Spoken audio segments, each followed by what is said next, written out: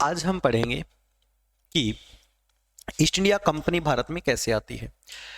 जिस वक्त east India company Bharat में आती है उस समय का जो भारत था,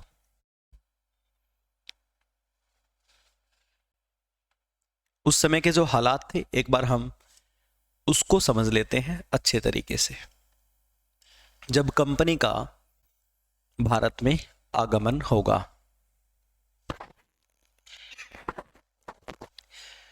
दिल्ली में मुगलों का राज था। जैसे अकबर 1556 से लेके 1605 और जहांगीर 1605 से लेके 1627। ठीक है, एक मिनट।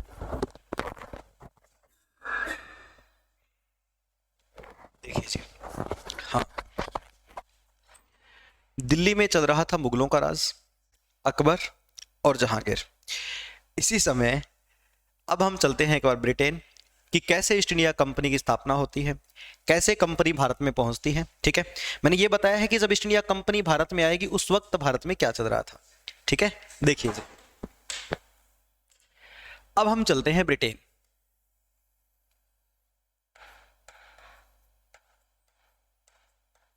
उस समय ब्रिटेन की रानी थी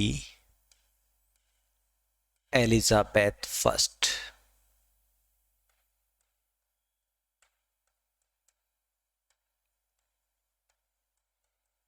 क्वीन एलिजाबेथ फर्स्ट, जो कि 1559 से लेके 1603 तक ब्रिटेन की रानी रही थी एलिजाबेथ। एलिजाबेथ के पास कुछ व्यापारी यानी मर्चेंट यानी व्यापारी, बिजनेसमैन इकट्ठे होकर के गए एक दल। कंपनी बनाने का इनका टारगेट पहले से ही था, बस ये था कि कैसे भी रानी मैडम परमिशन दे दे कि हम इंडिया में जाकर के व्यापार करें। तब इन लोगों ने मैडम को अपना प्रपोजल समझाया कि हम एक कंपनी बनाएंगे जिसका नाम होगा ईस्ट इंडिया कंपनी, जो इंडिया में जाकर के, ईस्ट में जाकर के व्यापार करेगी।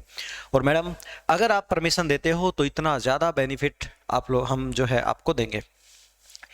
तब मैडम ने परमिशन दे दी और फाइनली 31 दिसंबर 1600 में ईस्ट इंडिया कंपनी की स्थापना हो गई। 31 दिसंबर 1600 में। अब क्योंकि ये कंपनी है तो कंपनी के अंदर सारा सिस्टम होगा। इस कंपनी के अंदर छोटी मोटी पोस्ट भी होंगी, क्लर्क वगैरह भी होंगे, बड़ी पोस्ट भी होगी, ऑफिसर भी होंगे, और इन सब के ऊपर जो होगा कंपनी का वो कहलाएगा गवर्नर। इस तरीके से पूरी एक कंपनी बन गई और उस गवर्नर को चलाएंगे 24 लोग, जिन्हें कहा जाएगा बोर्ड ऑफ डायरेक्टर्स। ठीक है, बोर्ड ऑफ डायरेक्टर्स कंपनी के जो मालिक हैं, और ये फिर रानी एलिजाबेथ के नीचे होंगे। ठीक है, तो जी कंपनी बन गई है, और अब कंपनी को बनने के बाद, परमिशन मिलने के बाद, एलिजाबेथ ने जो परमिशन दी, का ठीक है, अगर तुम कहते हो तो मैं तुम्हें 15 साल का चार्टर देती हूं। 15 साल का एक चार्टर दिया, एक फॉर्मा बना करके दिया कि 15 साल इंडिया में कोई और कंपनी तुम्हारे पीछे नहीं आएगी अपने देश से, मैं तुम्हें मोनोपोली देती हूँ 15 साल की, 15 साल तक जाकर के व्यापार करो। अब कंपनी को भारत आते आते लग गया जी टाइम। ईस्ट इंडिया कंपनी की जिस वक्त स्थापना हुई उस वक्त भारत का राजा कौन था? अकबर था। अब ईस्ट इंडिया कंपनी को यहां पर आते आते समय लग गया और कंपनी पहुंची भारत में 1606 में। अकबर की डेथ हो चुकी थी, जहांगीर गद्दी पे था। ये बात समझने की है। जिस वक्त ईस्ट इंडिया कंपनी की स्थापना हुई उस समय था अकबर, जिस वक्त कंपनी भारत में पहुंची उस वक्त था जहांगीर किस समय तक आई। कंपनी ने यहां आकर के देखा, जब कंपनी यहां पहुंची तो देखा यहां तो पहले से ही पुर्तगाली, डच, ये लोग व्यापार कर रहे हैं। हमें अगर लंबा चलना है तो मुगलों से परमिशन लेनी पड़ेगी। मुगल बादशाह की बहुत सारी पाबंदियां थी जो कि कंपनी वालों को काम करने नहीं दे रही थी। जैसे कंपनी ने 1608 में अपनी पहली फैक्ट्री लगाने की कोशिश की सूरत में, नहीं चल पाए, वो बात नहीं बन पाई बिना परमिशन के। तब कंपनी के मालिकों ने ब्रिटेन में संदेश भेजा। अब देखो ब्रिटेन में भी सत्ता बदल चुकी है। 1603 में एलिजाबेथ की डेथ हो चुकी है और ब्रिटेन के अगले राजा बन चुके हैं जेम्स फर्स्ट। यहां तक की बात आप लोगों को समझ में आ गई होगी। देखिए जी, अगले राजा बन चुके हैं जेम्स फर्स्ट। एक बार मैं आप लोगों को टाइम दे रहा हूं 1 मिनट का। आप या तो इसका जो स्क्रीनशॉट तो नहीं, आप नोट कर लीजिएगा इसको एक बार, ठीक है? कीजिएगा इसको नोट।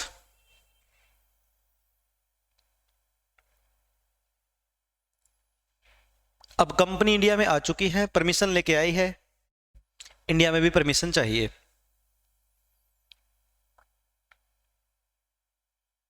हो गया होगा ना? पूरी की पूरी कंपनी, पूरा सिस्टम, क्लर्क होंगे, ऑफिसर होंगे, सबसे ऊपर होगा गवर्नर। गवर्नर को 24 लोग जो मालिक हैं वो ब्रिटेन में ही बैठे हैं। उन्होंने भेजी अपनी कंपनी प्रॉपर, इंडिया में जाओ व्यापार करो, ठीक है? देखिए जी आगे।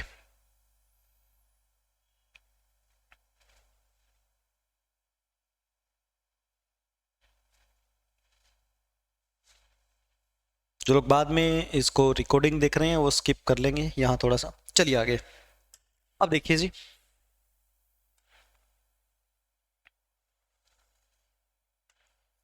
अब ब्रिटेन में भी सत्ता बदल चुकी है और हिंदुस्तान में भी सत्ता बदल चुकी है। हिंदुस्तान में मुगल बादशाह जहांगीर, बहुत बड़ा शराबी, बड़ा खतरनाक आदमी, 1605 से लेके 1627 तक ब्रिटेन में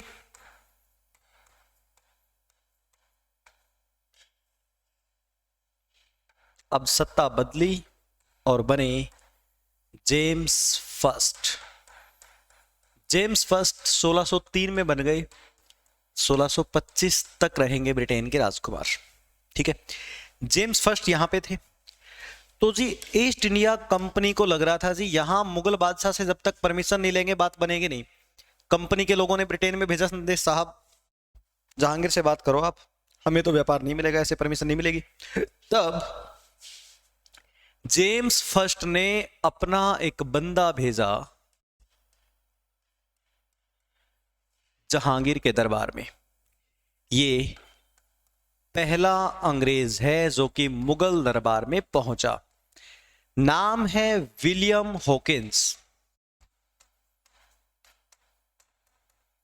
विलियम हॉकिंस आया और आकर के इसने अकबर की तारीफ कर दी। जहांगीर ने इसको इंग्लिश खान कहा, लेकिन सिर्फ तारीफ कर देने से जहांगीर को खुश थोड़ी ना कर देगा। जहांगीर ने इसको इंग्लिश खान कहा, परमिशन नहीं दी। फिर इन लोगों ने संदेश भेजा, साहब परमिशन नहीं मिली। तब जेम्स प्रथम ने कहा चिंता मत करो, जहांगीर को मैं पटा लूंगा। दूसरे बंदे को भेजा, टॉमस रो को, 1615 में मुगल दरबार में आने वाला दूसरा अंग्रेज।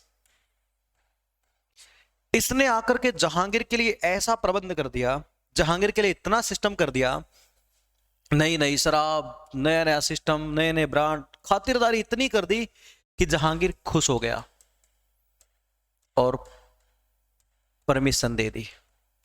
जहांगीर ने कहा ठीक है, तुम जैसा भी है, जितना भी है व्यापार करो, बस टैक्स दो। इंडिया में मुगलों से परमिशन मिल गई है। मुगल दरबार में आने वाला पहला अंग्रेज विलियम हॉकिंस, मुगल दरबार में आज्ञा पाने वाला पहला अंग्रेज टॉमस रो। वैसे आने वाला ये दूसरा अंग्रेज था। टॉमस रो को परमिशन मिली। उसके बाद जहांगीर ने राजा ब्रिटेन के राजा को पत्र भी लिखा था। ये पत्र भी गूगल पे आपको मिल जाएगा। इस पत्र में लिखा था, साहब ऐसा है, खातिरदारी में कोई कमी नहीं आनी चाहिए। बड़ा बढ़िया लग रहा है आप लोगों के जो ब्रांड नए नए भेज रहे हो आप लोग, इसमें कोई कमी नहीं आनी चाहिए, यहां मैं इनको कमी नहीं आने दूंगा। मतलब ऐसे रिलेशन हो गए थे जेम्स प्रथम के और जहांगीर के। उसके बाद ईस्ट इंडिया कंपनी का फोकस था कि ये अपनी कोठी स्थापित करें, फैक्ट्री लगाएं। फैक्ट्री में क्या करते थे लोग? इन लोगों को अपनी जो फैक्ट्री लगानी होती थी, यहां से रेशम, काली मिर्च, मसाले, ये सब स्टोर करके रखते, इन सब को ब्रिटेन भेजते, ब्रिटेन से जो प्रोडक्ट आता यहां पर बेचते। मतलब इंडिया से ब्रिटेन, ब्रिटेन से इंडिया लाने के लिए जो बीच में सिस्टम रखा जाता था, ये फैक्ट्री में रखा जाता था। और इस फैक्ट्री को ही संभालते थे सब कंपनी के लोग, गवर्नर वगैरह, पूरा सिस्टम बना करके। ये फैक्ट्री कम किले ज्यादा लगते थे, बड़े बड़े ऑफिस, ठीक है। तो अब ईस्ट इंडिया कंपनी ने सोचा परमिशन मिल गई, लगातार फैक्ट्री पे फैक्ट्री लगाएं। देखा ये भी बिजी है, ये रूट भी बिजी है, तब कंपनी की निगाहें थी छोटी मोटी फैक्ट्री तो हम लगा लेंगे, लगभग 30-35 फैक्ट्री पूरे देश में लगाई। लेकिन कंपनी की निगाहें थी कि तीनों ओर का समंदर हम घेर लें, इसलिए भारत के 3 बड़े बंदरगाहों पे कब्जा कर लिया कंपनी ने। फैक्ट्री छोटी छोटी लगाई, लेकिन 3 बड़ी बड़ी फैक्ट्री तीनों बड़े बंदरगाहों पे लगाई। और वो तीनों बंदरगाह मद्रास, कोलकाता और मुंबई को कैसे जो है कंपनी ने कब्जे में लिया, अब हम वो देखेंगे। आप लोग यहां तक का नोट कीजिएगा। विलियम हॉकिंस 1615, यहां तक का आप लोग नोट कीजिएगा फटाफट।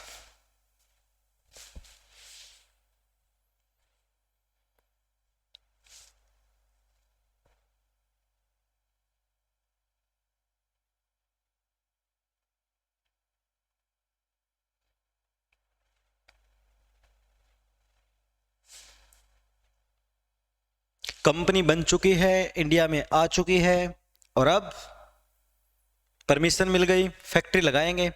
3 बड़ी बड़ी बंदरगाहों पे कब्जा करना है बस अब तो, ठीक है। अब जैसे जैसे शाहजहां आएगा, औरंगजेब आएगा, बस आगे बढ़ता जाएगा सिस्टम मुगलों का। परमिशन एक बार मिल चुकी है, कंपनी अपना विस्तार करती जाएगी बस। अब देखिए जी, ईस्ट इंडिया कंपनी ने परमिशन पाने के बाद सोचा कि भारत के जो बड़े बड़े 3 बंदरगाह है, हालांकि उस समय ये इतने फेमस नहीं थे, लेकिन लोकेशन जबरदस्त जो है डिसाइड की। एक यहां पे, एक यहां पे, और एक यहां पे। सबसे पहली जो लोकेशन है, सबसे पहले ईस्ट इंडिया कंपनी ने कब्जे में लिया 1639 में मद्रास को। मद्रास बीजापुर के राजाओं से लिया। बीजापुर के राजाओं से मद्रास ले लिया। उसके बाद दूसरे नंबर पे आया बॉम्बे। बॉम्बे के लिए सीन क्या होता है, अब ब्रिटेन में भी सिस्टम बदल चुका था। अब ब्रिटेन के राजकुमार थे चार्ल्स सेकंड, ब्रिटेन के राजा चार्ल्स सेकंड, और इनका विवाह हो गया पुर्तगाल की राजकुमारी से 1661 में। ये 60 में ही गद्दी पे बैठे थे। जो जेम्स सेकंड था, जेम्स सेकंड 25 में डेथ हो गई थी, उसके बाद चार्ल्स फर्स्ट और अब चार्ल्स सेकंड। चार्ल्स सेकंड का विवाह हुआ कैथरीन से, और कैथरीन पुर्तगाल के थे, और पुर्तगालियों का भारत में पूरे के पूरे पश्चिमी घाट पे कब्जा था। तब कैथरीन और चार्ल्स के विवाह में चार्ल्स को बॉम्बे दहेज में मिला था। लड़का ब्रिटेन का, लड़की पुर्तगाल की। बंबई वालों को पता भी नहीं चला कि हम दहेज में चले गए, ठीक है। दहेज में बंबई मिला। तब चार्ल्स सेकंड ने अपने ईस्ट इंडिया कंपनी को कहा कि बॉम्बे तो अपने पास है। ईस्ट इंडिया कंपनी को 1668 में रेंट पे दे दिया बॉम्बे। कंपनी के पास बॉम्बे आया 1668 में। बच गया कलकत्ता। कलकत्ता 1690 में औरंगजेब को लालच देकर औरंगजेब से लिया। अब कंपनी धीरे धीरे पूरे इंडिया में छोटी मोटी फैक्ट्री तो लगा ही चुकी थी, लेकिन मेन बड़े जो किले थे इनके वो यहां पर बने। एक मद्रास का किला बना, एक बॉम्बे कास्टल बना, और मेन कलकत्ता में इनका सबसे बड़ा, जिसका नाम है फोर्ट विलियम।